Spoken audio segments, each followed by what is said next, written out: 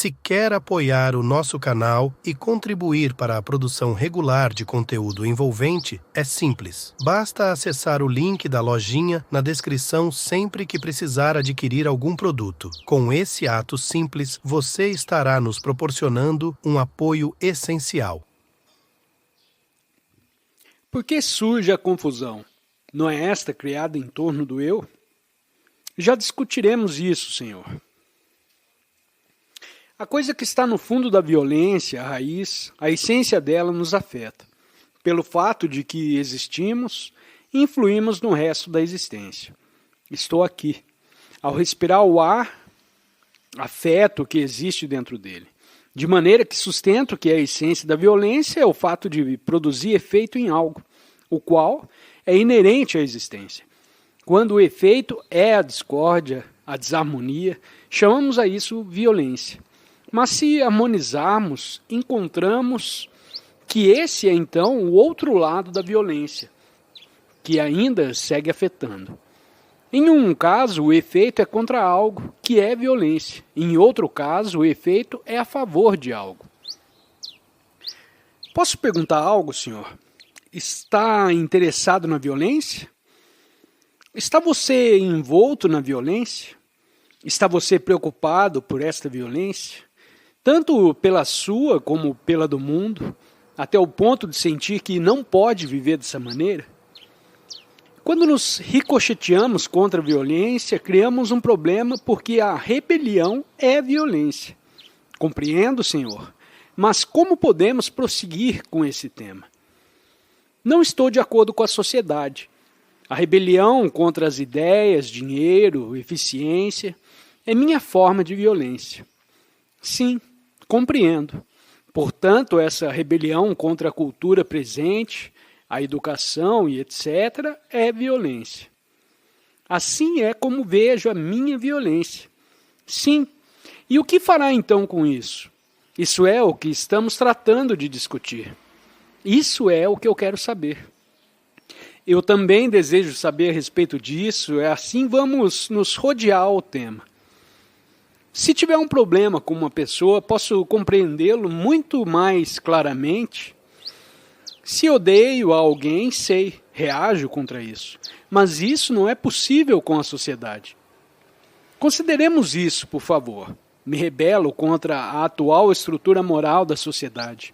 Me dou conta de que a mera rebelião contra essa moralidade, sem descobrir o que é a verdadeira moralidade, é violência. O que é a verdadeira moralidade? A menos que o descubra e o viva, o me rebelar simplesmente contra a estrutura da moralidade social tem muito pouco sentido. Senhor, não é possível conhecer a violência sem vivê-la? Diz você que devo viver violentamente antes que possa compreender o outro? Você disse que para compreender a verdadeira moralidade terá que vivê-la. Temos que viver violentamente para ver o que é o amor? Quando diz que devo viver dessa maneira, você está de antemão me impondo uma ideia do que pensa que é o amor. Isso equivale a repetir as suas palavras. Senhor, existe a moralidade social, contra a qual me rebelo porque vejo o quão absurdo é. O que é a verdadeira moralidade, na qual não há violência?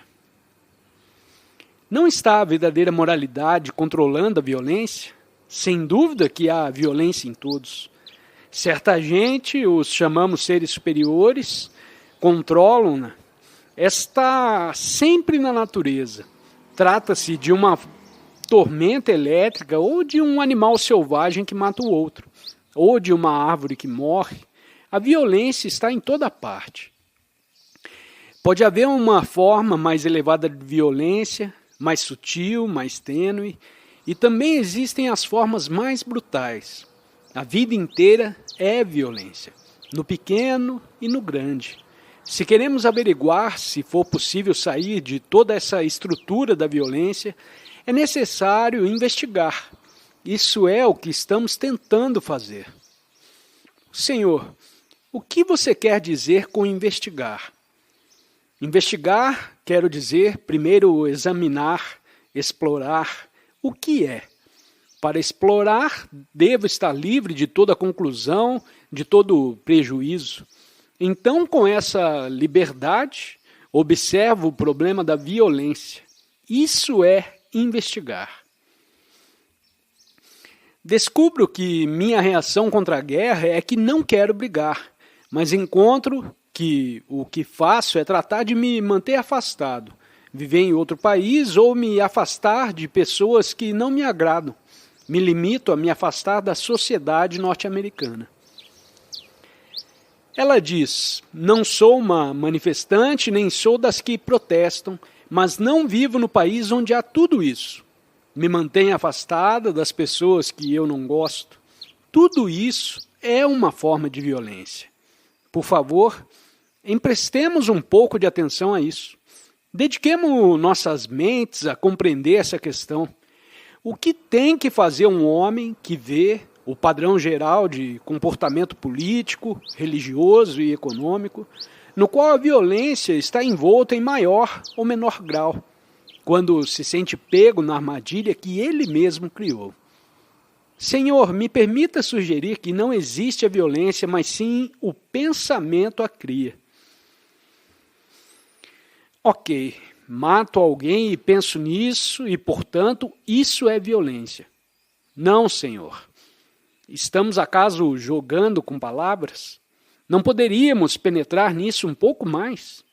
Vimos que sempre que me imponho, mesmo psicologicamente, uma ideia ou conclusão, isso engendra violência. Sou cruel, verbalmente e em meus sentimentos, imponho-me sobre esse fato dizendo, não devo. E me dou conta de que isso é uma forma de violência. Como vou me encarar com esse sentimento de crueldade sem impor algo mais sobre ele? Posso compreendê-lo sem reprimi-lo, sem fugir dele, sem nenhuma outra forma de fuga ou de substituição? Aqui há um fato. Sou cruel. Isso é para mim um problema e nenhuma quantidade de explicações que digam devo ou não devo resolverão. Aqui há um problema que me afeta e preciso solucioná-lo, porque vejo que pode haver uma maneira diferente de viver. Então me digo, como posso estar livre dessa crueldade sem conflito? Porque tão logo introduzo o conflito para me desfazer da crueldade, já engendrei a violência. De maneira que primeiro devo ver claramente o que o conflito implica. Se existir algum conflito em relação à crueldade, da qual quero me liberar, nesse mesmo conflito se engendra a violência. Como vou estar livre da crueldade sem conflito? Aceitando-a. Pergunto-me o que queremos dizer aceitando nossa crueldade. Está aí. Não a aceito nem a nego. O que tem que bom em dizer aceito? É um fato que tenho a pele morena? É assim. Por que devo aceitá-lo ou rechaçá-lo? O fato é que sou cruel. Vejo que sou cruel e o aceito, compreendo, mas também tenho medo de atuar cruelmente e de seguir fazendo. Sim, pingente, sou cruel. Nem o aceito, nem o rechaço, é um fato. E é outro feito que, quando existe conflito no livrar-se da crueldade, então há violência. De maneira que tenho que me haver com isso com duas coisas, a violência e a crueldade. E o me desfazer disso sem esforço.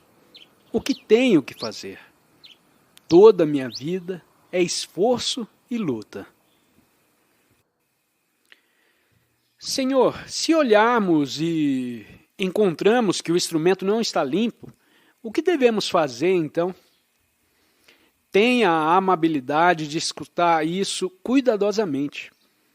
Falamos que observar o que é, ou seja, a básica atividade egoísta, egocêntrica, aquilo que resiste, que está frustrado e que nos encoleriza, observar tudo isso. Depois falamos de observar um instrumento que observa e descobrir se esse instrumento está limpo. Deslocamos-nos que fato ao instrumento que vai olhar. Estamos investigando se esse instrumento está limpo e encontramos que não está. O que temos que fazer então? Está agonizada a inteligência. Antes estávamos interessados unicamente em observar o fato, o que é. Estávamos observando e nos afastamos dessa observação e dissemos: devemos observar o instrumento que olhe e vê se está limpo. Nesse mesmo questionar, há uma inteligência. Conseguem perceber isso? Há, pois, uma ansiedade da inteligência, uma ansiedade da mente e do cérebro.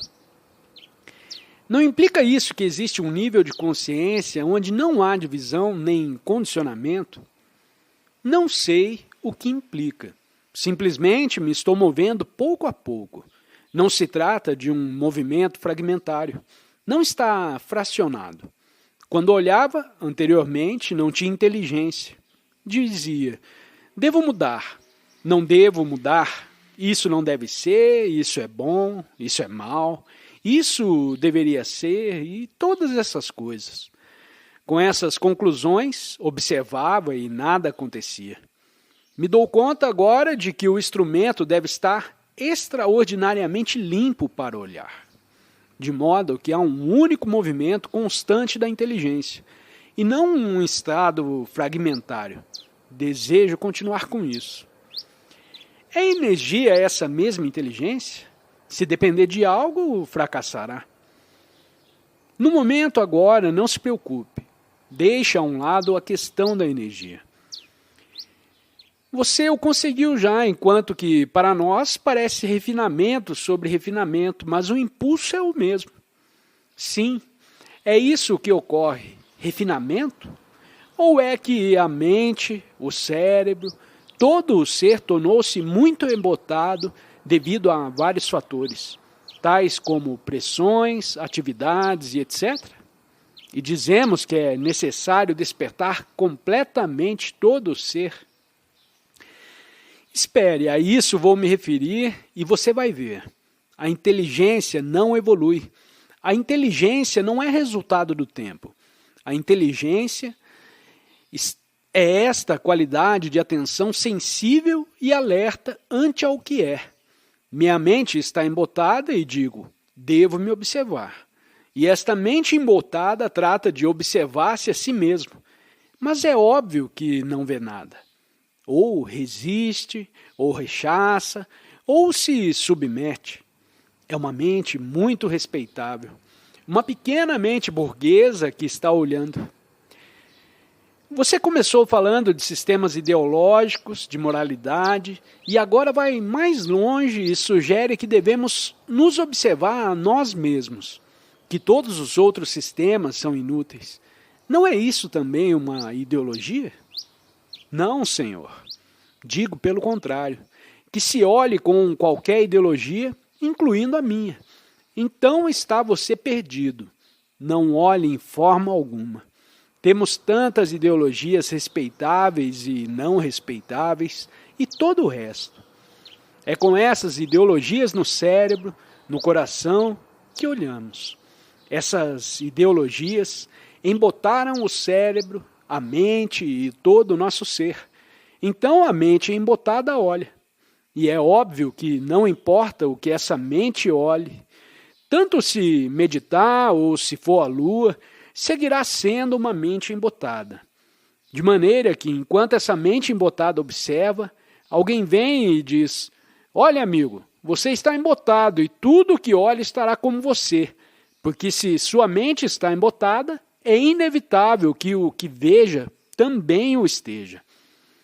É um grande descobrimento o de que uma mente embotada que observa algo extraordinariamente vital o volta também embotado ao observá-lo. Se não for inconveniente, espere, vá devagar, avance passo a passo comigo. Se uma mente embotada reconhece que está embotada, é porque não está embotada? Mas não reconhece. Seria excelente se a mente embotada reconhecesse que está embotada, mas ela não faz. Trata de polir-se mais e mais, tornando-se erudita, científica e tudo isso. Ou se dá conta de que está embotada e diz: essa mente embotada não pode ver claramente. Então a seguinte pergunta é: como pode essa mente embotada, nublada, voltar-se extraordinariamente inteligente, de maneira que o instrumento através do qual olhe esteja bem limpo? Quer você dizer que quando a mente expõe a questão nessa forma, pôs fim ao embotamento? Pode um fazer o correto por razões equivocadas? Não. Desejaria que descartasse suas conclusões e captasse o que estou expressando. Não, senhor, você fique em meu lugar. O que você diz é que trata de alcançar algo que fará que a mente embotada se torne mais aguda e clara. Eu não digo isso. O que estou dizendo é: observe o embotamento. Como se observa a mente embotada sem o movimento contínuo da distorção? Minha mente embotada olha, portanto não há nada que ver, e me pergunto: como é possível tornar clara a mente? Surgiu essa pergunta porque comparei a mente torpe com outra mente hábil dizendo: devo ser como ela? Entende você? Essa mesma comparação é a continuação da mente embotada.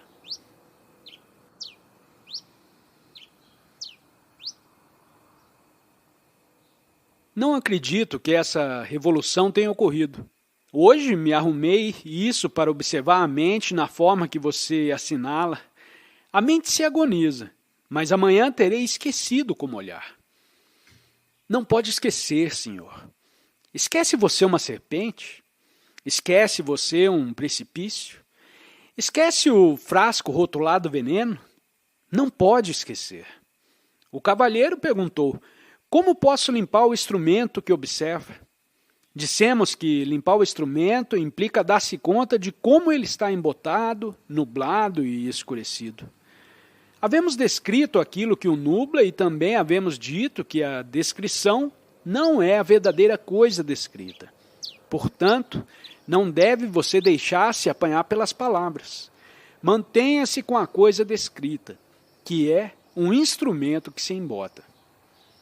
Indubitavelmente, se observa você mesmo tal como há descrito, você espera algo.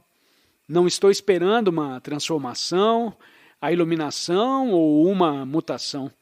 Não espero nada porque não sei o que vai ocorrer. Só sei claramente uma coisa: que o instrumento que olhe não está limpo, está nublado, está rachado. Isso é tudo o que sei e nada mais. Meu único interesse está em descobrir como esse instrumento pode se fazer íntegro e saudável. O mundo está ardendo e eu sou esse mundo. Estou terrivelmente perturbado, terrivelmente contundido e, de algum modo, tem que haver certa ordem em tudo isso. Isso é o que me faz observar. Mas se dissemos: o mundo está bem, por que nos incomodamos com ele e não os deixamos tranquilos? Já que temos boa saúde, algum dinheiro, com uma esposa, filhos e uma casa? Então, certamente, o mundo não está ardendo, mas está ardendo. Apesar de tudo, nós gostemos ou não. De maneira que isso é o que me faz olhar, e não algum conceito intelectual, nem alguma excitação emocional. A não ser o fato real de que o mundo está ardendo com as guerras, o ódio, a decepção, as imagens, os deuses falsos e etc. E esta mesma percepção do que ocorre no exterior me faz estar alerta internamente. E digo que o estado interno é o estado exterior, pois ambos são um solo feito indivisível. Voltamos para o mesmo lugar onde começamos. O fato é que a mente embotada não vê que, mediante a comparação, pensa que deve ser diferente. Não, tudo isso está equivocado. Não desejo ser diferente. Só vejo que o instrumento está embotado. Não sei o que fazer com ele, portanto vou investigar isso. O qual não quer dizer que desejo transformar o instrumento. Não desejo fazê-lo. A palavra não é a coisa. Portanto, se estamos olhando a coisa, a menos que ponhamos a um lado a palavra, esta se torna extraordinariamente importante. Penso que não estou de acordo com você. Quando um olha e vê que o instrumento tem duas partes, uma das quais é percepção e a outra expressão, é impossível a separar. É um problema de linguística, não de embotamento. A dificuldade radica na linguagem, no desacertado da expressão. Você diz que na observação há percepção e expressão, e que as duas não estão separadas. Portanto, quando a gente percebe, tem que haver também claridade de expressão, a compreensão linguística, sem que nunca se separem a expressão e a percepção, já que sempre tem que ir juntas. De maneira que você diz que é muito importante usar a palavra correta. Compreendo a expressão e disso surge outro fator: percepção, expressão e ação. Se a ação não for expressão, e percepção sendo a expressão por meio das palavras, então há uma fragmentação. Não é então a ação a percepção? O mesmo perceber é o atuar. Ocorre como quando percebo um precipício e há ação imediata. Essa ação é a expressão da percepção, de maneira que a percepção e a ação nunca podem estar separadas. Portanto, é impossível unir o ideal e a ação. Se vir a tolice de um ideal, a mera percepção dessa tolice é a ação da inteligência. Portanto, o observar, o embotamento, o percebê-lo, implica limpar a mente de seu embotamento, o qual é a ação. Senhor, se olharmos e encontramos que o instrumento não está limpo, o que devemos fazer então? Tenha a amabilidade de escutar isso cuidadosamente. Falamos que observar o que é, ou seja, a básica atividade egoísta, egocêntrica, aquilo que resiste, que está frustrado e que nos encoleriza, observar tudo isso.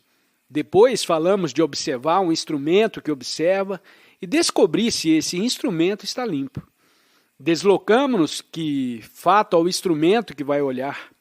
Estamos investigando se esse instrumento está limpo e encontramos que não está. O que temos que fazer então? Está agonizada a inteligência. Antes estávamos interessados unicamente em observar o fato, o que é. Estávamos observando e nos afastamos dessa observação e dissemos: devemos observar o instrumento que olha e vê se está limpo. Nesse mesmo questionar, há uma inteligência. Conseguem perceber isso? Há, pois, uma ansiedade da inteligência, uma ansiedade da mente e do cérebro. Não implica isso que existe um nível de consciência onde não há divisão nem condicionamento? Não sei o que implica. Simplesmente me estou movendo pouco a pouco. Não se trata de um movimento fragmentário.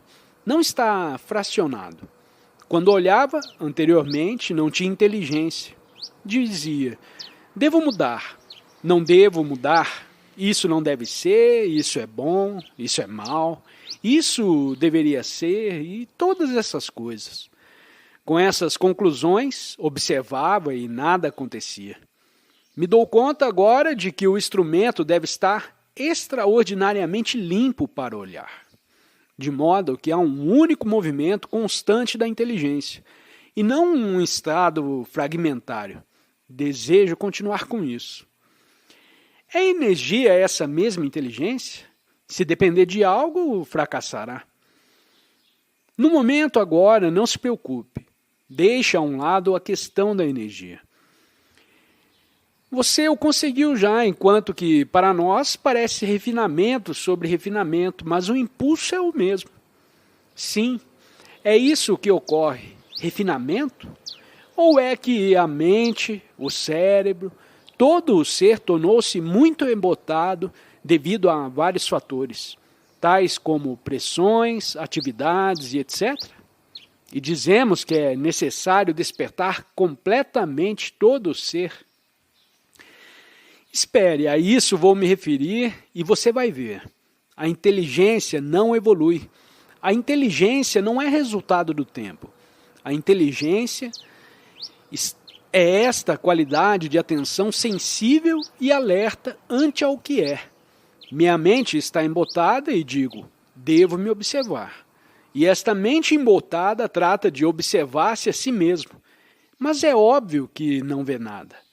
Ou resiste, ou rechaça, ou se submete. É uma mente muito respeitável. Uma pequena mente burguesa que está olhando. Você começou falando de sistemas ideológicos, de moralidade, e agora vai mais longe e sugere que devemos nos observar a nós mesmos, que todos os outros sistemas são inúteis. Não é isso também uma ideologia? Não, senhor. Digo pelo contrário, que se olhe com qualquer ideologia, incluindo a minha. Então está você perdido. Não olhe em forma alguma. Temos tantas ideologias respeitáveis e não respeitáveis e todo o resto. É com essas ideologias no cérebro, no coração, que olhamos. Essas ideologias embotaram o cérebro, a mente e todo o nosso ser. Então a mente embotada olha. E é óbvio que não importa o que essa mente olhe, tanto se meditar ou se for a lua, seguirá sendo uma mente embotada.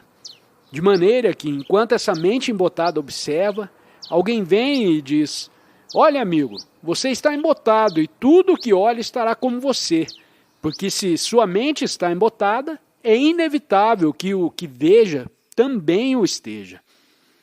É um grande descobrimento, o de que uma mente embotada que observa algo extraordinariamente vital, o volta também embotado ao observá-lo. Se não for inconveniente, espere, vá devagar, avance passo a passo comigo. Se uma mente embotada reconhece que está embotada, é porque não está embotada? Mas não reconhece. Seria excelente se a mente embotada reconhecesse que está embotada, mas ela não faz. Trata de polir-se mais e mais, tornando-se erudita, científica e tudo isso. Ou se dá conta de que está embotada e diz, essa mente embotada não pode ver claramente. Então a seguinte pergunta é, como pode essa mente embotada, nublada, voltar-se extraordinariamente inteligente, de maneira que o instrumento através do qual olhe esteja bem limpo? Quer você dizer que quando a mente expõe a questão nessa forma, pôs fim ao embotamento? Pode um fazer o correto por razões equivocadas? Não. Desejaria que descartasse suas conclusões e captasse o que estou expressando. Não, senhor, você fique em meu lugar. O que você diz é que trata de alcançar algo que fará que a mente embotada se torne mais aguda e clara. Eu não digo isso.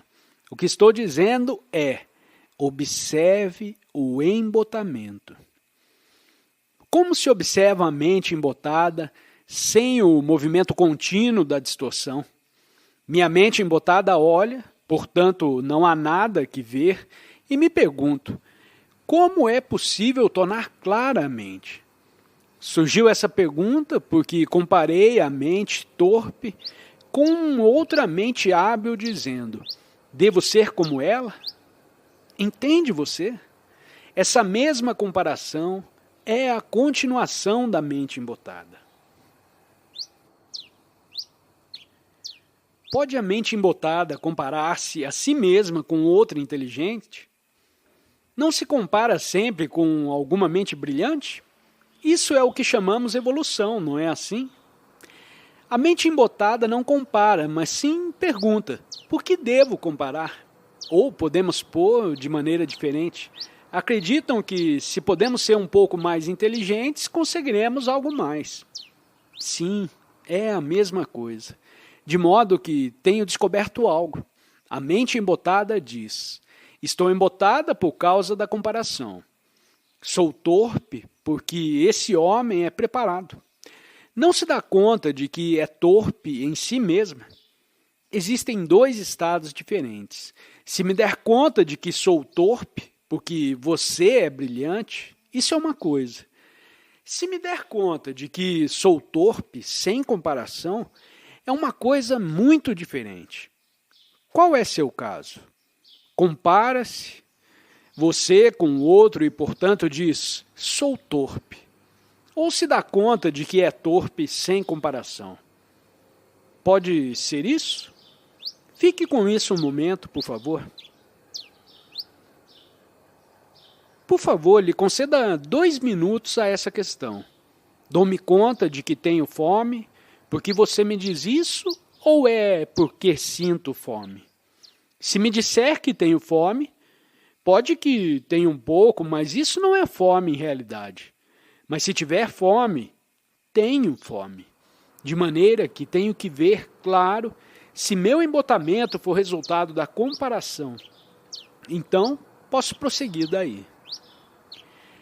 O que o convenceu até o ponto de poder deixá-lo a estar interessado unicamente em se for torpe ou não? Porque veja a verdade de que a comparação embota a mente. Quando comparamos a um menino com outro na escola, os destruímos ao fazer a comparação. Se lhe dissermos ao irmão menor que tem que ser tão inteligente como o irmão maior, destruímos ao menor. Não é assim? Desse modo, não estamos interessados no irmão menor, a não ser na inteligência do irmão maior. Vamos averiguar. Assim, comecemos de novo, por favor. Não poderíamos nos rodear essa única coisa esta manhã? Vamos investigar. Siga comigo por uns poucos minutos, por favor, sem aceitar nem rechaçar, a não ser observando-se a você mesmo. Dissemos ao começo do diálogo dessa manhã que a revolução tem que realizar-se na mesma raiz de nosso ser e que pode ter efeito unicamente quando sabemos observar o que somos. A observação depende da acuidade, claridade e sensibilidade da mente que olha. Mas a maioria de nós estamos embotados e dizemos que não vemos nada quando olhamos. O que vemos é ira, ciúmes e etc., mas sem resultado algum. Assim estamos interessados na mente embotada e não no que ela olha. Essa mente embotada diz: devo ser inteligente para poder olhar. De maneira que tem um padrão do que é a inteligência e está tratando de ajustar-se a ele. Alguém lhe expressa: a comparação sempre trará embotamento. Então ela diz: devo ter tremendo cuidado com isso, não vou comparar. Unicamente pela comparação soube o que é um embotamento. Se não comparar, como vou, ou seja, perceber que estou embotada? De modo que me digo, não o chamarei embotamento. Não farei uso algum dessa palavra. Tão somente observarei o que é, e não o chamarei embotamento. Porque tão logo o chamo assim, ao lhe dar esse nome, o embotei. Mas se não lhe dou o nome e só observo, eliminei a comparação e descartei a palavra embotado, e fica unicamente o que é. É isso difícil? Você, observe por si mesmo, por favor. Observe o que ocorreu agora. Olhe onde está agora a mente. Vejo que minha mente é muito lenta. Tenha a amabilidade de escutar simplesmente. Irei pouco a pouco, passo a passo. Como me dou conta de que minha mente é torpe? É porque você me disse isso? Porque tenho lido livros que parecem extraordinariamente talentosos, intricados e sutis? Ou é que vi as pessoas brilhantes e ao me comparar com elas me julgo de torpe? Tenho que averiguar, portanto não comparo. Recuso-me comparar com algum outro. Sei então se for torpe? A palavra me impede de observar? Ou é que a palavra substitui o que realmente é? Está seguindo isso? Não usarei, pois, uma palavra, não o chamarei torpe, não o pontuarei de lento, não lhe porei nome algum, mas sim averiguarei o que é, de maneira que descartei a comparação, que é a coisa mais sutil. Minha mente se tornou extraordinariamente inteligente porque não compara, não usa uma palavra com a qual veja o que é, porque se deu conta de que a descrição não é o descrito. Portanto, o que é realmente o fato do que é. Podemos prosseguir daí? Observa o fato, a mente está observando o seu próprio movimento. Agora bem, o condeno, julgo e avalio e digo, isso deveria ser. Isso não deveria ser. Tem à mente alguma fórmula, algum ideal, alguma resolução, alguma conclusão que indevidamente deformará o que é?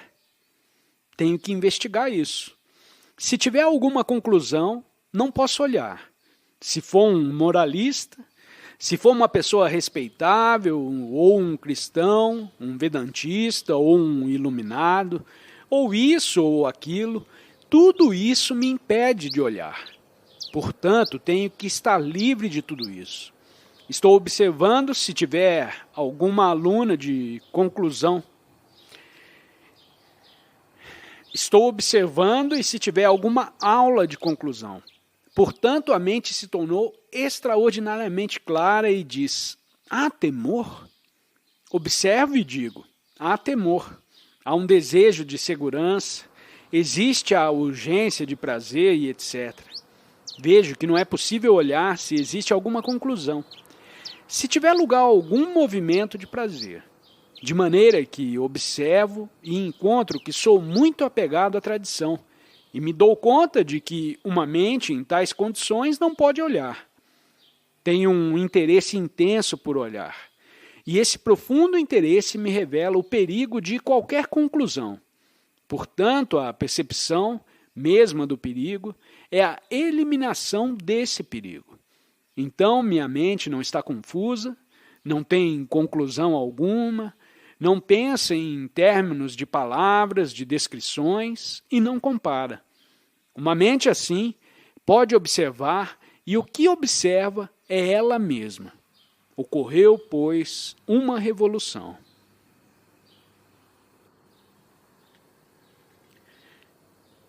O pensamento tem que funcionar na ação. Nós temos que pensar quando vamos para casa ou quando você está a abordar um ônibus, um trem, quando vai ao escritório. Então o pensamento funciona eficientemente, objetivamente, em forma impessoal e sem emoções. Esse pensamento é de vital importância, mas quando o pensamento continua essa experiência que você teve e a leva através da memória para o futuro, então tal ação é incompleta e, portanto, existe uma forma de resistência. Podemos então passar à seguinte pergunta, a qual sugiro que formulemos assim. Qual é a origem do pensamento e quem é o pensador? A gente pode ver que o pensamento é a resposta do conhecimento, da experiência como lembrança acumulada, de cujo transtorno surge uma resposta do pensamento a qualquer provocação. Se perguntam onde vive, a resposta é imediata. A memória, a experiência, o conhecimento é o transfundo do qual brota o pensamento. Portanto, o pensamento nunca é novo. O pensamento é sempre velho. O pensamento não pode ser nunca livre, porque está ligado ao passado e, portanto, não pode ver nada novo. Quando compreendo isso com claridade, a mente se aquieta. A vida é um momento constante de relação. E o pensamento, tratando de capturar esse movimento como o fim do passado, como memória, sente medo à vida. Quando percebemos tudo isso, quando percebemos que a liberdade é necessária para inquirir e para inquirir claramente, tem que haver disciplina do aprender, e não da repressão ou a imitação. Quando vemos como a mente foi condicionada pela sociedade, pelo passado, quando percebemos que todo pensamento se origina no cérebro, é velho e, portanto, incapaz de compreender nada novo. Então a mente se aquieta por completo, sem ser controlada nem aquietada. Não existe sistema ou método algum, não importa que seja Zen do Japão ou um sistema da Índia para obter que a mente esteja quieta. Porque o mais certo que possa fazer a mente é disciplinar-se para estar quieta. Se vimos agora tudo isso, se o vimos realmente, e não como algo teórico, deve perceber que surge então uma ação, e essa ação é a que nos libera do medo.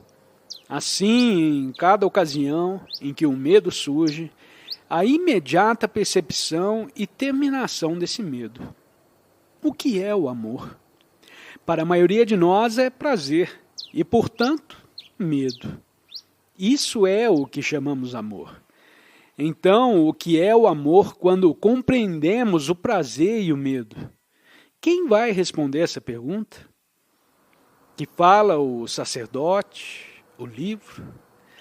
É que algum agente externo nos vai dizer que o estamos fazendo muito bem e que devemos continuar adiante? Ou é que, tendo examinado, observado e visto em forma não analítica a estrutura e a natureza total do prazer, do medo, da dor, encontramos que o observador, o pensador, é parte do pensamento? Se não existir o pensamento, não existe o pensador, pois ambos são inseparáveis. O pensador é o pensamento. Há certa beleza e sutilidade em ver isso. Onde está agora a mente que começou a inquirir nesse problema do medo? Compreende? Qual é agora a condição da mente que passou por tudo isso? É a mesma que era antes de chegar a esse estado? Depois de ter visto isso intimamente, de ter visto a natureza dessa costura chamada pensamento, medo e prazer, qual é o verdadeiro estado da mente agora? É óbvio que ninguém, exceto você mesmo, pode responder essa pergunta. E se tiver podido aprofundar nela, verá que a mente experimentou uma transformação total.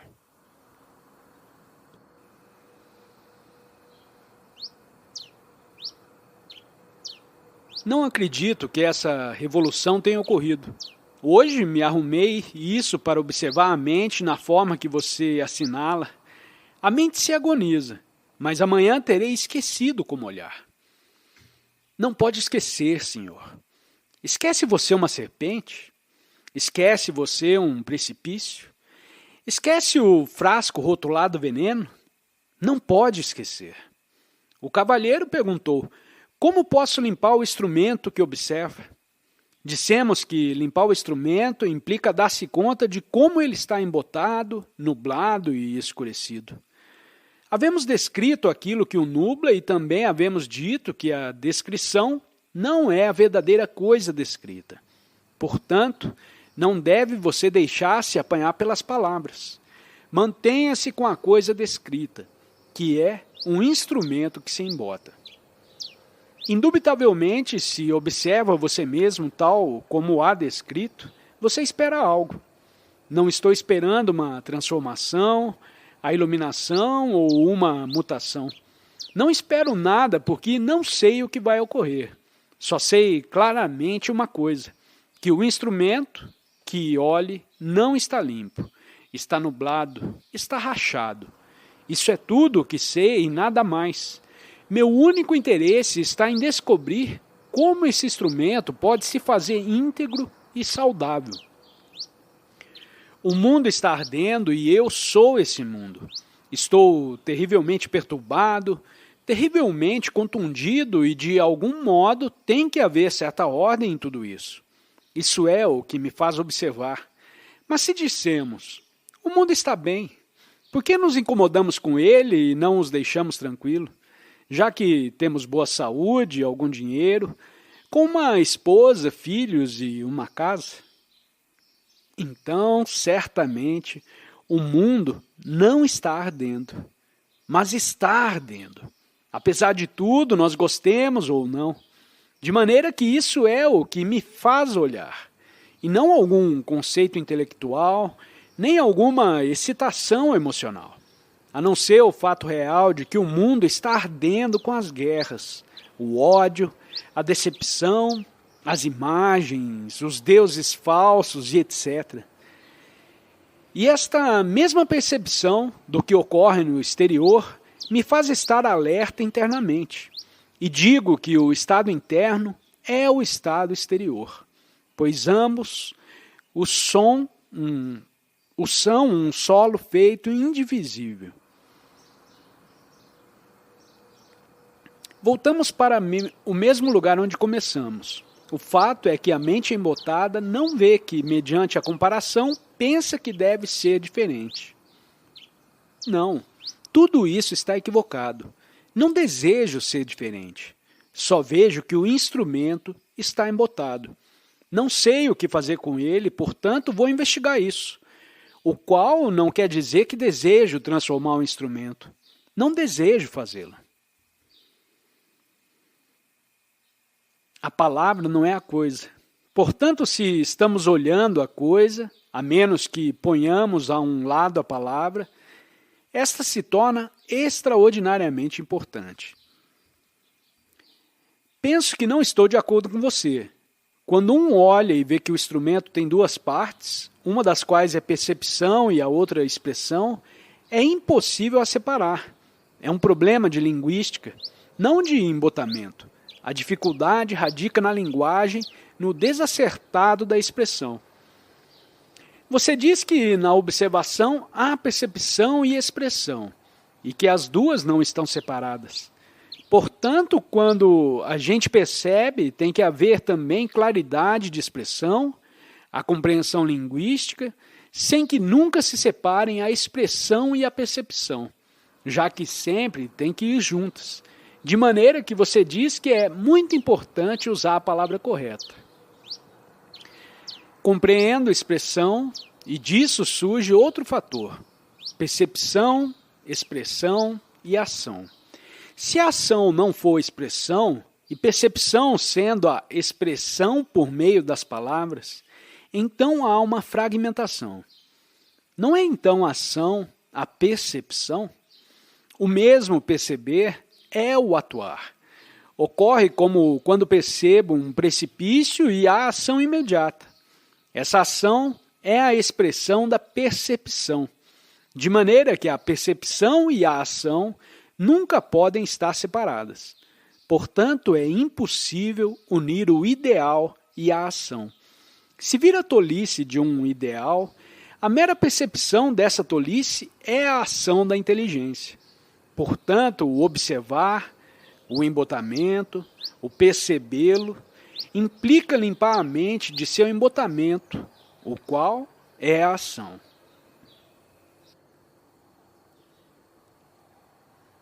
Me parece que é importante compreender a natureza e a beleza da observação do ver.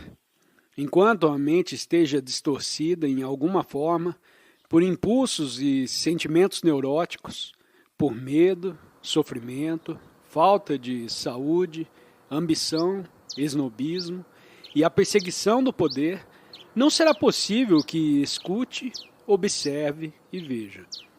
A arte de ver, escutar e observar não é coisa que possa cultivar-se, nem é uma questão de evolução ou desenvolvimento gradual. Quando você se dá conta do perigo, a ação imediata. A resposta instintiva e foto instantânea do corpo e da memória. Fomos condicionados da infância para enfrentar-se ao perigo de maneira que a mente responda instantaneamente, porque do contrário haveria destruição física. Nos perguntamos se for possível atuar no mesmo instante do ver, no qual não existe condicionamento algum. Pode uma mente responder livre e instantaneamente a qualquer forma de distorção e, portanto, atuar? Em outras palavras, a percepção, a ação e a expressão são todas uma, não estão divididas e fragmentadas. O ver é em si a ação, e esta é a expressão desse ver. Quando você se dá conta do temor, deve observá-lo tão intimamente que a observação em si implique livrar do mesmo, o qual é ação. Poderíamos examinar isso essa manhã? Acredito que é muito importante. Possivelmente poderíamos penetrar no desconhecido. Mas uma mente que está condicionada por seus próprios temores, ambições, cobiça, desespero e etc., não pode penetrar em algo que requer um ser extraordinariamente saudável, equilibrado e harmonioso. De maneira que nossa pergunta é: se a mente, querendo significar todo ser, pode dar-se conta de alguma forma particular de perversão, de alguma forma particular de luta, de violência, e se vendo-a, pode lhe pôr um fim instantaneamente e não de modo gradual. Isso implica não permitir que o tempo intervenha entre a percepção e a ação. Quando vemos o perigo, não há intervalo de tempo. Surge a ação forte e instantânea. Estamos acostumados à ideia de que, gradualmente, nos voltaremos sábios, iluminados, através do observar e praticar dia após dia. A isso estamos habituados e esse é o padrão de nossa cultura e nosso condicionamento. Agora dizemos que esse processo gradual da mente, para liberar-se a si mesmo do medo e da violência, o que faz é estimular o medo e seguir fortalecendo a violência.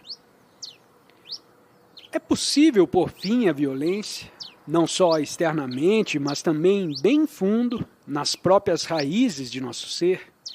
E por fim ao sentido de agressão, a perseguição do poder? Podemos pôr fim completamente no mesmo ato de vê-lo, sem deixar que surja o fator tempo? Podemos discutir isso? Usualmente permitimos que o tempo surja como um intervalo entre o ver e o atuar, o espaço entre o que é e o que deveria ser. Existe o desejo de nos desfazer do que é, para alcançar algo ou nos converter em algo diferente. Devemos compreender esse intervalo de tempo muito claramente. Pensamos nesses términos porque da infância somos criados e educados para pensar que eventualmente, gradualmente, seremos algo. Podemos ver que no mundo exterior, no campo tecnológico, o tempo está necessário. Não posso chegar a ser um carpinteiro de primeira classe, ou um físico, ou um matemático, sem dedicar muitos anos a isso. Podemos ter a claridade, eu não gosto de usar a palavra intuição, para compreender um problema matemático quando somos muito jovens.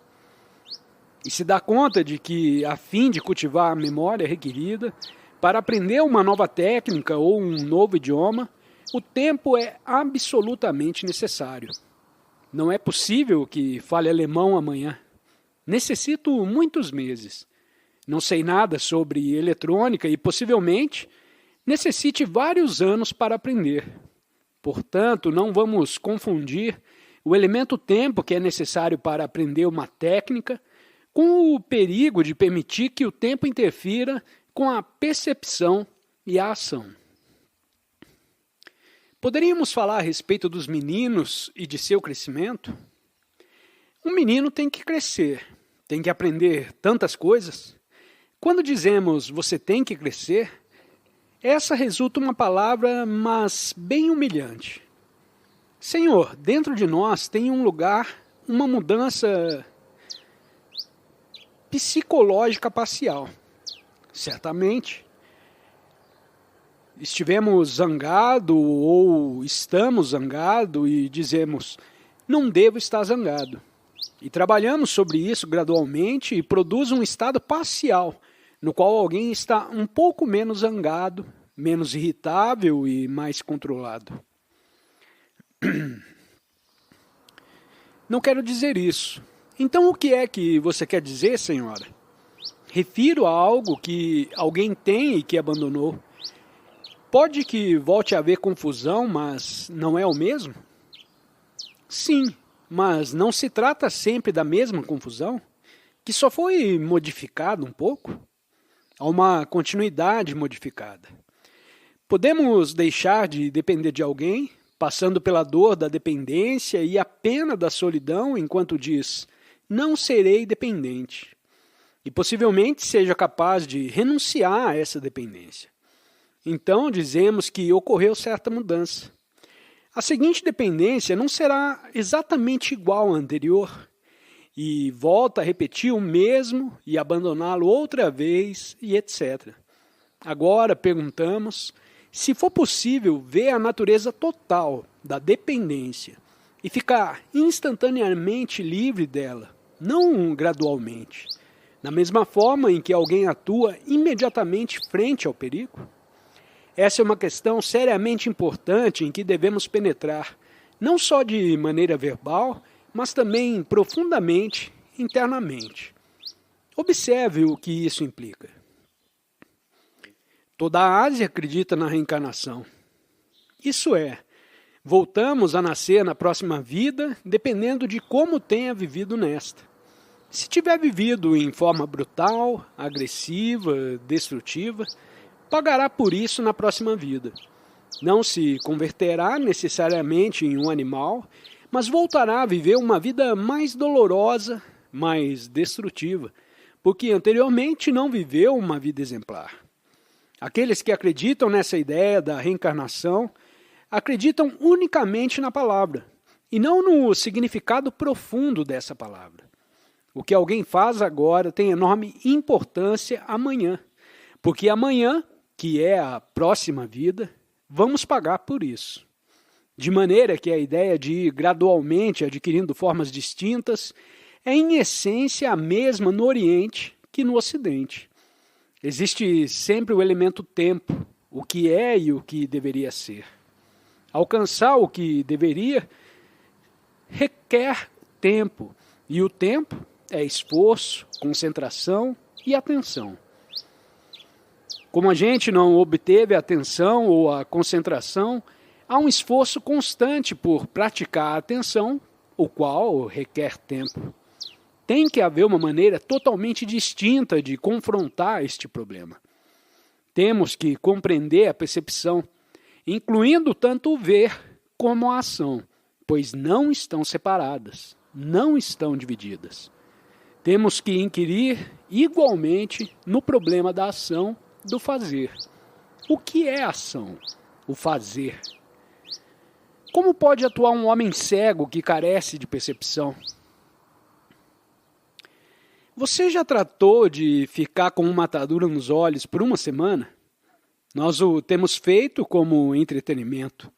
Você sabe, desenvolvemos outras sensibilidades. Os sentidos se aguçam antes de você chegar à parede, à cadeira ou ao escritório. Já sabe que a coisa está aí. Nos referimos a estar cegos para nós mesmos internamente. Estamos extremamente alerta às coisas externas, mas internamente estamos cegos. O que é a ação? Está a ação sempre apoiada em uma ideia, em um princípio, uma crença, uma conclusão, uma esperança ou uma desesperança? Se tivermos uma ideia, um ideal, está atuando conforme a esse ideal.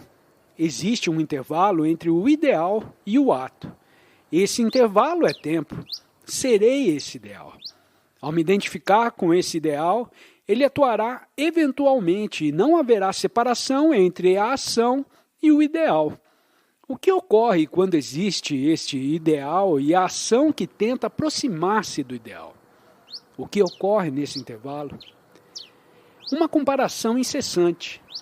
Sim, comparação e todo o resto. Que ação tem lugar se você observar? Ignoramos o presente. Logo, o que mais? Contradição. É uma contradição à hipocrisia. Estou irritado e o ideal diz, não esteja irritado. Estou reprimido, controlando, me submetendo, me aproximando do ideal e, portanto, estou sempre em conflito e fingindo. O idealista é uma pessoa que finge. Nessa divisão também há conflito e surgem outros fatores. Por que não nos permite recordar nossas vidas anteriores? Isso facilitaria nossa evolução. Faria? Poderíamos evitar enganos? O que entende você por vida anterior? A vida de ontem? De faz 24 horas? A última encarnação. A de faz 100 anos? Como faria isso a vida mais fácil? Compreenderíamos melhor. Por favor, siga isso passo a passo. Teríamos conosco a lembrança do que fizemos ou do que não fizemos, pelo que sofremos faz 100 anos, que é exatamente como mesmo ontem. Ontem fizemos coisas que recordamos com gosto ou que lamentamos, porque nos causaram pena, desespero ou tristeza, e recordamos de tudo isso. E temos a lembrança de faz 1000 anos, que é essencialmente igual ao mesmo ontem. Por que chamar isso reencarnação e não a encarnação de ontem que nasceu hoje? Você vê? Nós não gostamos disso porque pensamos que somos seres extraordinários, ou que temos tempo para nos desenvolver, para chegar a ser, para reencarnar. Nunca observamos o que reencarna, que é a nossa memória. Não há nada sagrado ou santo nisso. Sua memória de ontem renasce no que está fazendo hoje. O ontem controla o que está fazendo hoje. E 1000 anos de memórias operam através de ontem e através do hoje, de maneira que há uma constante encarnação do passado. Não criam que esta é uma maneira hábil de sair do tema mediante uma explicação. Quando vemos a importância da memória e sua absoluta futilidade, nunca falará de reencarnação. Estamos inquirindo o que é a ação. É a ação alguma vez livre, espontânea e imediata? Ou é a ação sempre prisioneira do tempo, que é pensamento, que é memória? Estava observando um gato enquanto caçava um camundongo. O gato não pensa. É um camundongo. O apanha imediatamente, instintivamente. E me parece que nós também devemos atuar espontaneamente. Nem devemos, nem deveríamos. Por favor, senhor, acredito que nunca terá que dizer devemos ou deveríamos. Se compreendemos essencialmente o elemento tempo. Nos perguntamos em forma não verbal, nem intelectual, a não ser internamente, profundamente, o que é a ação. Está a ação sempre sujeita ao tempo? A ação que emana de uma lembrança, do medo, do desespero, está sempre atada ao passado. Existe alguma ação que seja completamente livre e, portanto, livre do tempo? Você diz que, quando vemos uma serpente, atuamos imediatamente. Mas as serpentes crescem com a ação. A vida não é tão singela, pois não há unicamente uma serpente, a não ser duas serpentes, e o assunto chega a ser como um problema matemático. Então intervém o tempo. Diz você que vivemos em um mundo de tigres e não nos encontramos com um tigre, a não ser com uma dúzia de tigres em forma humana, que são brutais, violentos, ávaros, ambiciosos, cada um perseguindo sua própria e pessoal satisfação. E a fim de viver e atuar nesse mundo, necessitamos de tempo para matar um tigre atrás do outro. O tigre sou eu mesmo, está em mim. Há uma dúzia de tigres em mim. E você diz que para livrar-se desses tigres, um a um, necessita tempo. Isso é precisamente o que estamos investigando juntos.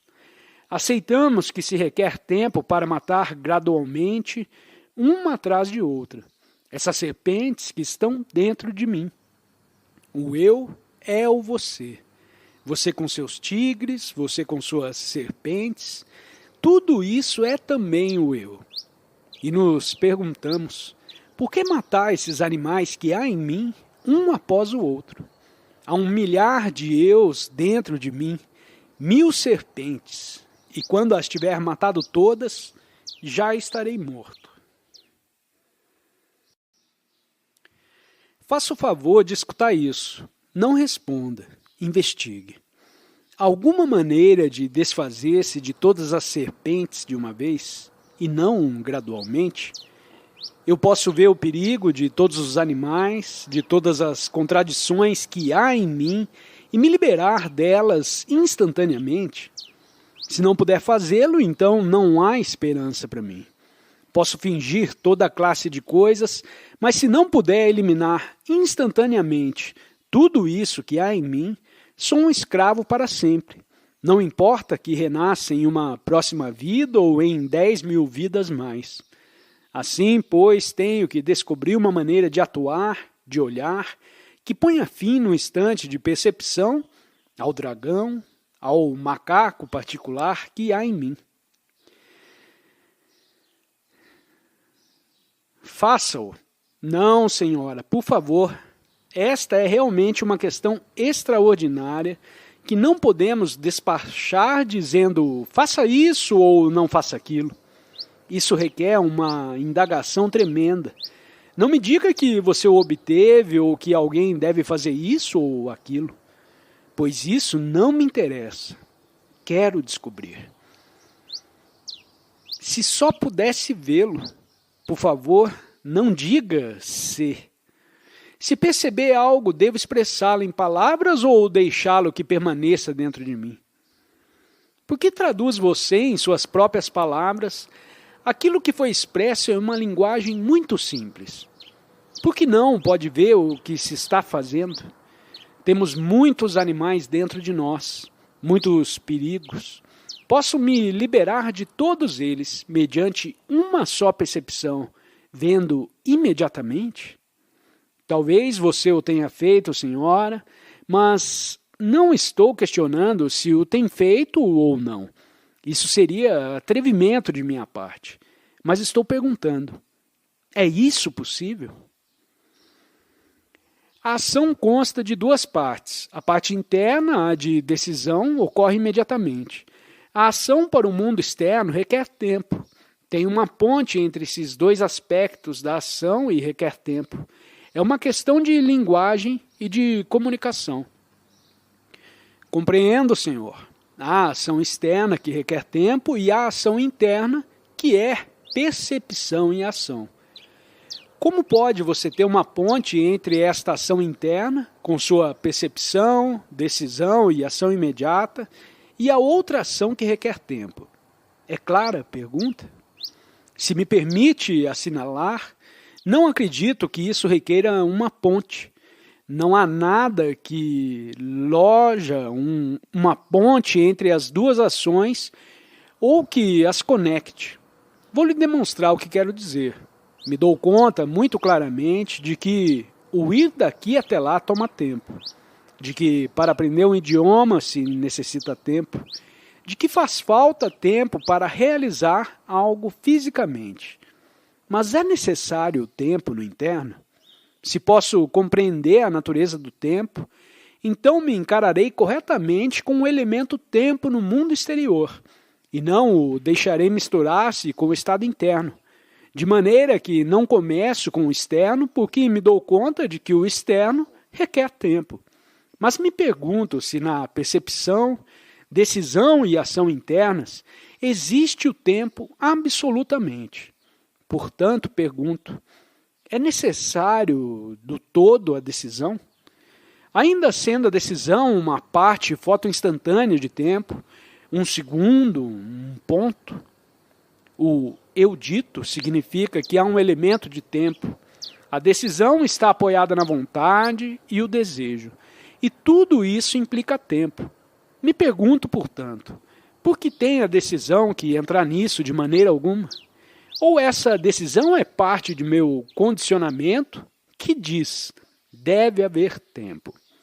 Portanto, há percepção e ação sem que intervenha a decisão?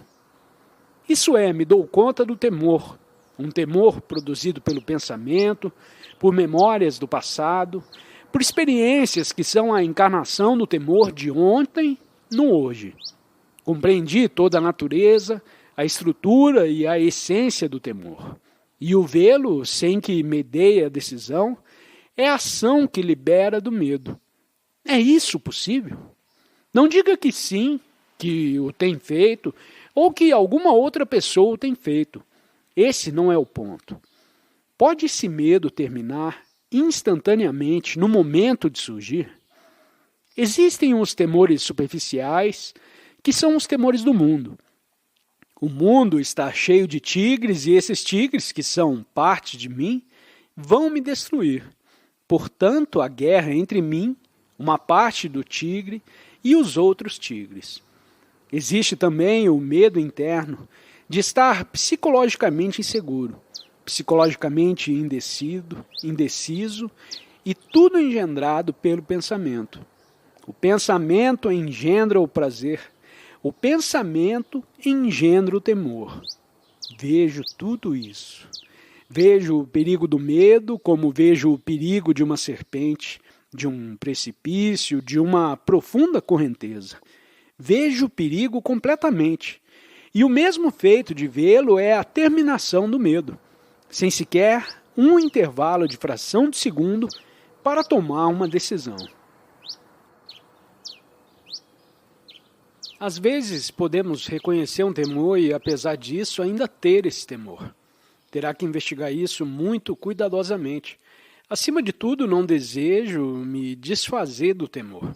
O que desejo é expressá-lo, compreendê-lo, deixá-lo fluir, que venha, que explore dentro de mim, etc. Não sei nada sobre o temor. Sei que estou atemorizado. Agora me interessa averiguar em que nível, a que profundidade tenho medo, se conscientemente ou na mesma raiz, nos níveis mais profundos de eu ser, nas cavernas, nas regiões inexploradas de minha mente. Quero averiguá-lo, quero que tudo isso se manifeste e fique ao descoberto. Portanto, como vou fazer? Tenho que fazê-lo e não gradualmente, compreende? Isso tem que sair completamente de meu ser. Se houver 1000 tigres e me sinto no chão, não posso vê-los, mas se me translado a um local mais alto, posso brigar com eles. Não diga se pudesse voar, veria a beleza da terra. Não posso voar, estou aqui. Temo-me que essas formulações teóricas não têm valor algum, e aparentemente não nos damos conta disso. Tenho fome e você está me alimentando com teorias. Temos aqui um problema. Observe, por favor, porque todos estamos atemorizados. Todo mundo tem algum temor, de uma ou de outra classe. Existem temores profundos e ocultos, e estou bem familiarizado com os temores superficiais, os temores do mundo. Os temores que surgem ao perder um emprego, ou por isso ou aquilo. Temor de perder a minha esposa, o meu filho. Conheço tudo isso muito bem. Possivelmente existem capas mais profundas de temores. Como posso eu, como pode esta mente, trazer para a superfície tudo isso instantaneamente? O que diz você? Diz você que devemos afugentar o animal de uma vez e para sempre, ou temos que persegui-lo cada vez que seja necessário? O interlocutor diz que estou sugerindo que é possível afugentar o animal completamente para sempre, e não persegui-lo um dia e deixá-lo que retorne ao dia seguinte. Isso é o que estamos dizendo. Não desejo perseguir o animal repetidas vezes. Isso é o que todas as escolas, todos os santos e todas as religiões e psicólogos dizem. Afugente-o pouco a pouco. Isso não tem sentido para mim. Quero averiguar como afugentar o animal de tal modo que não retorne jamais. E quando retornar, saberei o que fazer. Não permitirei que entre na casa. Compreende? Temos que lhe dar ao animal seu verdadeiro nome. É o pensamento. E quando retornar, saberemos o que fazer com ele. Não sei o que fazer. Veremos. Todos vocês estão tão ansiosos. Trata-se de nossa vida. Temos que estar ansiosos. Quero dizer, ansiosos por responder. Certamente temos que estar ansiosos. Esse é um tema tão difícil. Vocês não podem limitar-se a inserir palavras e palavras. Isso requer cuidado. Por que não praticamos em realidade a percepção agora mesmo? Isso é o que sugiro. O que acontece quando me espelho em você? Primeiro eu percebo sua presença. Por favor, me olhe. O primeiro que ocorre é a percepção visual de minha presença, correto? Então o que passa? O pensamento intervém nessa representação visual. Isso é exatamente a mesma coisa que dizia a senhora. O pensamento é o animal. Limite-se a esse animal, por favor.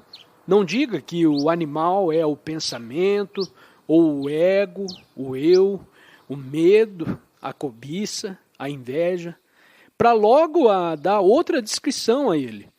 Dizemos que esse animal é tudo isso. E vemos que o animal não pode ser afugentado gradualmente, porque sempre retornará em diferentes formas. Se estiver bastante alerta, digo, que parvo é tudo isso? Esse constante afugentar o animal e cada vez que retorna, ter que afugentá-lo de novo. Quero descobrir se for possível afugentá-lo completamente, de maneira que não retorne mais. Vejo diferentes funções em mim, com diferentes intensidades. Se uma função perseguir a outra, por exemplo, se a emoção perseguir a ideia, nada acontece. Temos que observar com todas as funções. Você está expressando a mesma coisa em diferentes palavras. Você começou a dar uma explicação que foi interrompida. Começou a dizer que não queria desfazer do temor absolutamente. Lhes disse, acima de tudo, que não quero me desfazer do animal. Não desejo afugentá-lo. Antes de tomar o látigo ou a luva de veludo, desejo saber quem está tratando de afugentá-lo. Pode que seja um tigre maior, o que trata de fazer isso. Portanto, digo a mim mesmo, não quero afugentar nada. Veja a importância disso. Pode ser que ao afugentá-lo seja sua eventual sentença de morte. Não sei. Vá pouco a pouco, senhor. Me deixe explicar. Digo que antes de perseguir o animal, precisa averiguar quem é a entidade que o vai caçar. E digo que pode ser que seja um tigre maior. Se desejo me desfazer de todos os tigres, não é bom que permita que um tigre maior casse ao tigre pequeno. De maneira que digo, esperemos, não quero afugentar nada. Veja o que está ocorrendo à minha mente. Não quero afugentar nada, mas desejo olhar. Desejo observar pois quer estar seguro se um tigre maior está caçando a um tigre menor. Este jogo seguirá para sempre. Isso é o que ocorre no mundo, a tirania de um país em particular que caça a um outro menor. Portanto, me dou conta, observem isso, por favor, de que não devo perseguir nada. Devo arrancar deste raiz princípio de perseguir algo, de vencê-lo, de dominá-lo, porque a decisão que me impele a dizer, tenho que me desfazer do pequeno tigre, pode converter-se no tigre grande, de maneira que tem que cessar completamente toda a classe de decisão, toda a urgência por me desfazer de algo, de afugentá-lo. Então posso observar, e me digo, mesmo que verbalmente, não afugentarei nada. Portanto, estou livre da carga do tempo, que consiste em caçar um tigre com outro tigre. Nisso há um intervalo de tempo, de maneira que digo, não farei nada. Não perseguirei, não atuarei, não decidirei. Primeiro devo observar. Estou olhando, não me refiro ao ego, mas sim aqui a mente, o cérebro, estão observando. Posso localizar os diversos tigres, a mãe tigresa com seus filhotinhos e o seu consorte.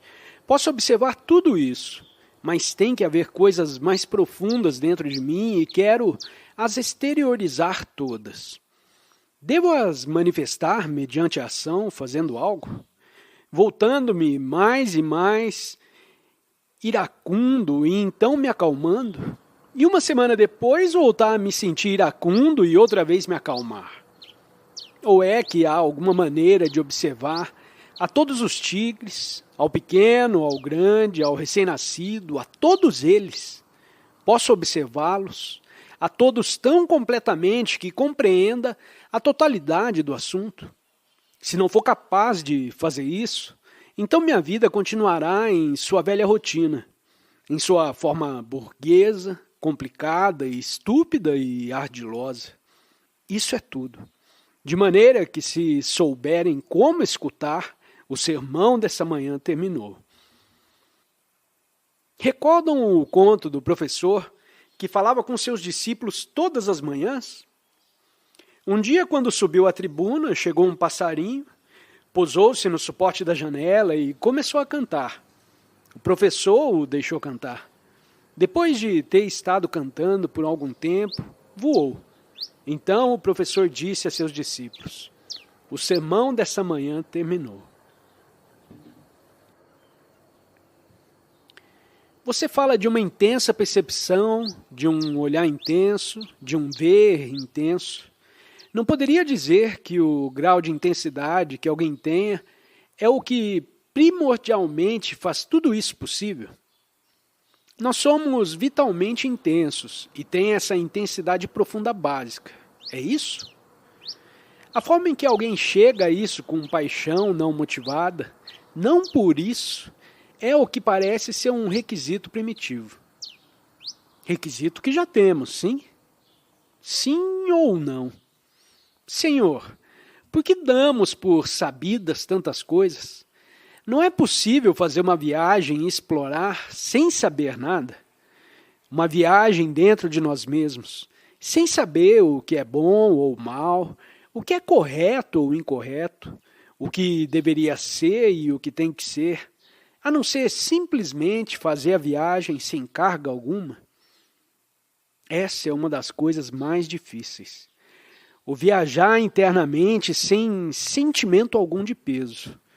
Enquanto você viaja, descobre, não parte dizendo no começo, isso não deveria ser assim, ou isso deveria ser. Aparentemente, essa é uma das coisas mais difíceis de fazer. Não sei porquê. Olhem, senhores, não há ninguém para ajudá-los, incluindo ao que os fala. Não há ninguém em quem ter fé, e espero que não tenham fé em ninguém. Não há autoridade que possa lhes dizer o que é ou o que deveria ser. lhes dizer que caminhem em uma direção e não na outra, que se cuidem dos perigos, todos assinalados já para vocês. Estamos caminhando sozinhos. Você pode fazer isso? Você diz, não posso fazê-lo porque tenho medo.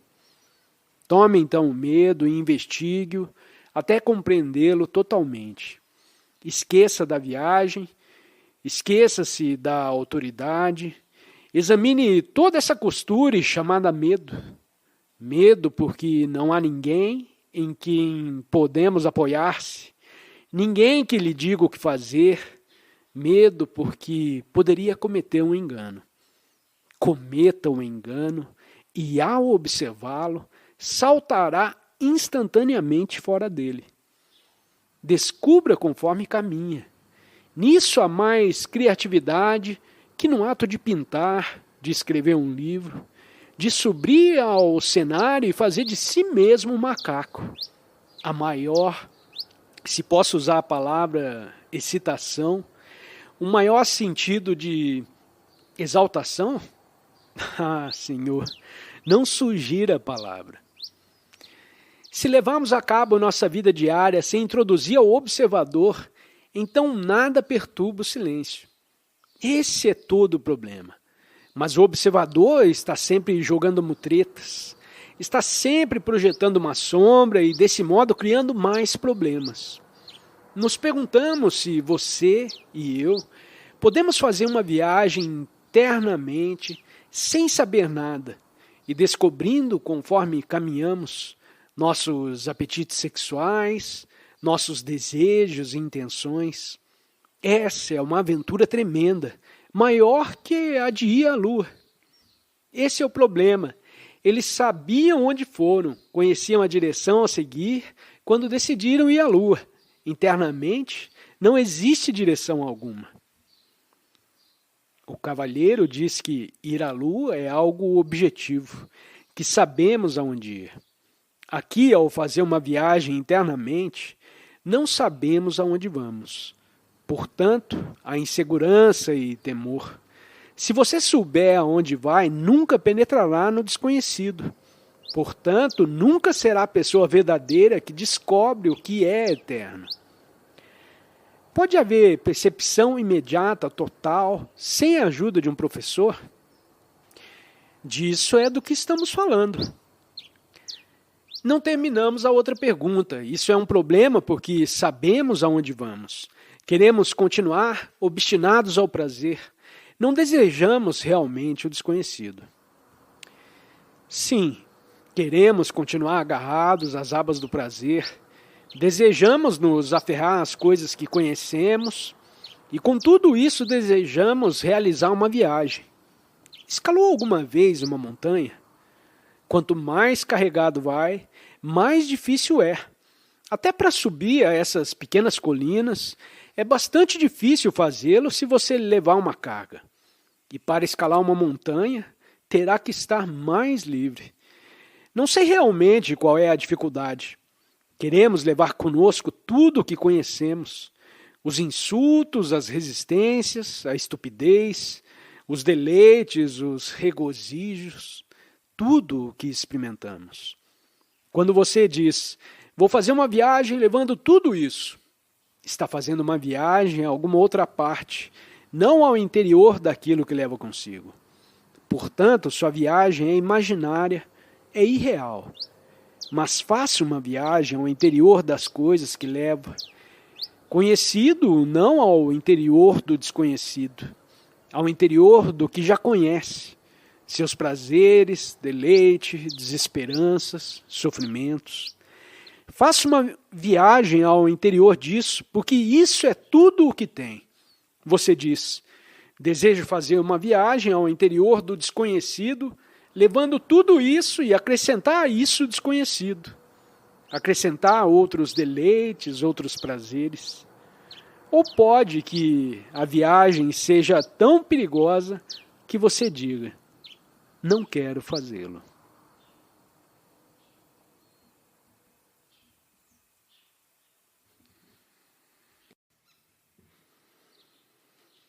Em uma parada, um soldado está muito quieto, com suas costas retas, sustentando o rifle com precisão. Exercitou-se dia após dia. Para ele não existe liberdade alguma. Está muito quieto. Mas isso é quietude? É quietude de um menino que está absorto em um brinquedo? Tire-lhe o brinquedo e o menino volta para a sua própria maneira de ser. Compreenda isso de uma vez e para sempre, porque é muito singelo.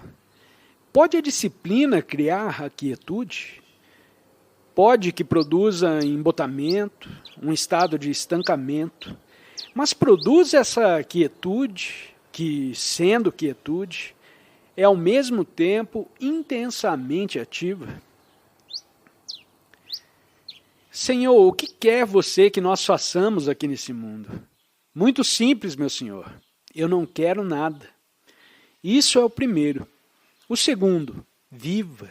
Viva nesse mundo. Esse mundo é tão maravilhosamente belo. É nosso mundo, nossa terra sobre a qual vivemos. Mas não vivemos. Somos mesquinhos, divididos, ansiosos. Somos seres humanos atemorizados e, portanto, não vivemos. Não conhecemos a verdadeira relação. Somos seres solitários e desesperados. Não sabemos o que significa esse sentido de viver em êxtase, na sorte. Digo que podemos viver dessa maneira unicamente quando sabemos como estar livres de todas as tolices que enchem nossa vida. E estar livre delas só é possível quando nos damos conta de nossa relação, não só com os seres humanos, mas também com as ideias, com a natureza, com tudo. Nessa relação descobrimos o que somos, nosso medo, nossa ansiedade, desespero, solidão e nossa completa ausência de amor. A gente está repleto de teorias, de palavras, de conhecimentos, do que outras pessoas han dito, mas nada conhece sobre si mesmo e, portanto, não sabemos como viver. Senhor, como explica você os diferentes níveis de consciência do cérebro humano? O cérebro parece ser uma coisa física e a mente não parece ser.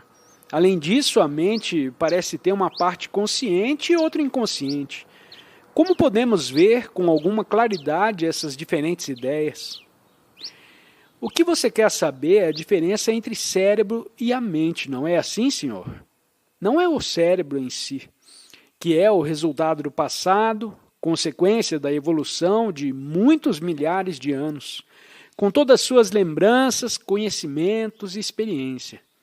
Não é esse cérebro parte da nossa mente? A mente em que há um nível consciente e outro inconsciente. Não é tudo isso uma totalidade?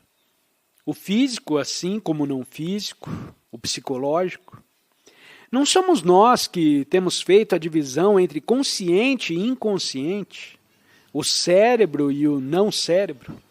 Não podemos olhar a coisa inteira como uma totalidade não fragmentada? É o inconsciente tão distinto do consciente?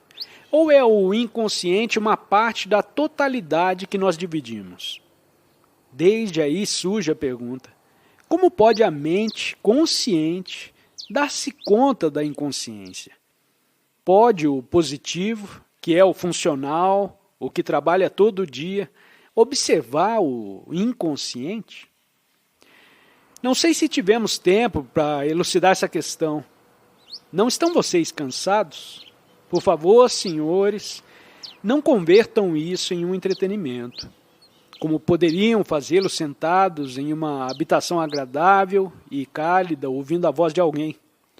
Estamos tratando com coisas muito sérias, e se vocês trabalharam como alguém deve fazê-lo, então têm que estar cansados. O cérebro não pode assimilar mais sem fatigar-se. E para afundar nessa questão do consciente e o inconsciente, necessitamos uma mente aguda, clara, que possa observar. Duvido muito que ao final de hora e meia vocês estejam capazes de fazê-lo. Estão vocês conforme em que consideremos essa questão depois? Obrigado por se juntar a nós nessa viagem de aprendizado com Krishnamurti. Para continuar expandindo sua compreensão, clique em algum dos 2 vídeos sugeridos na tela. Desafie-se a absorver mais sabedoria e compartilhe as suas reflexões nos comentários. Não se esqueça de se inscrever para mais explorações.